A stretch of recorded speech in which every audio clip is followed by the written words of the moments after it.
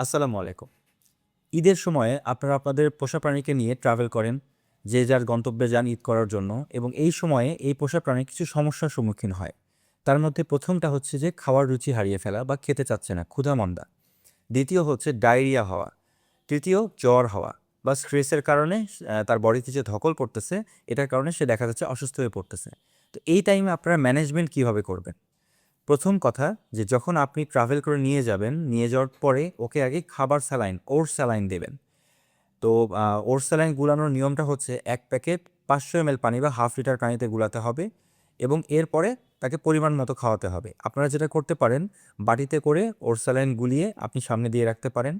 আর যদি নিজে খেতে না চায় তাহলে মুখে তুলিয়ে সিরিঞ্জে করে বা ড্রপারে করে একটু খাওয়াই দিতে পারেন। এতে করে তার শরীরের স্ট্রেসটা রিলিজ হয়ে যাবে। ট্রাভেল করার পরে ১ম এ আপনাকে খেয়াল রাখতে হবে যে ওর জন্য জায়গাটা চেঞ্জ হচ্ছে। এইজন্য ও বিভিন্ন জায়গায় স্প্রে করতে পারে। বিভিন্ন জায়গায় দেখা যাচ্ছে চিবা-চাপার মধ্যে ঢুকে যাচ্ছে। তো এটা আতঙ্ক বা ভয় থেকে হতে পারে। অথবা টেরিটরি মার্কিং বলে ওদের একটা টেনডেন্সি থাকে, সেটার কারণে বিভিন্ন জায়গায় স্প্রে করতে পারে। তো এই ধরনের সমস্যার সম্মুখীন যদি আপনারা হন, তাহলে যেটা আপনারা করবেন, ১ম এ ওকে বাসায় নিয়ে ওকে আগে একটা ঠান্ডা, সুন্দর জায়গায় রাখবেন, পরিষ্কার-পরিচ্ছন্ন জায়গায় রাখবেন।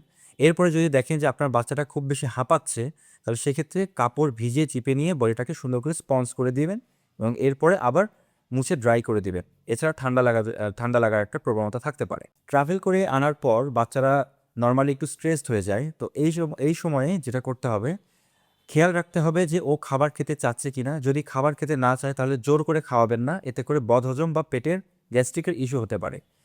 ওকে পর্যাপ্ত সময় দেবেন জায়গাটাকে অ্যাডাপ্ট করে নেওয়ার জন্য। ও বিভিন্ন জায়গায় যাবে, স্নিফিং করবে, শুঁকবে, দেখবে, বুঝবে, গন্ধ নেবে। তারপরে সে সিলেক্ট করবে যে সে কোথায় থাকবে, কোন জায়গাটা ওর পছন্দ হইছে বা ও খাবার খাবে কিনা। তো ফোর্স ফিডিং করবেন না। ওকে পর্যাপ্ত টাইম দেবেন ওকে স্টেবল হওয়ার জন্য। তারপরে আপনি ওকে খাবার দিতে পারেন। কি খাবার দিতে পারেন?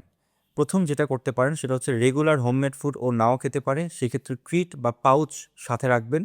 এটা একটু মুখরোচক, এই গন্ধটা ওদের রুচি বাড়ায়। সো সেক্ষেত্রে আপনারা এটা দিয়ে ট্রাই করতে পারেন। তবে যদি ডায়রিয়া হয় তাহলে সেক্ষেত্রে অবশ্যই কিন্তু ডক্টরের সাথে যোগাযোগ করতে হবে এবং এই ঈদে আপনারা আমাদেরকে ঈদের দিনেও আমাদেরকে পাবেন। যদি কোনো এমার্জেন্সি হয় আমাদেরকে জানাবেন, কোনো সমস্যা নেই।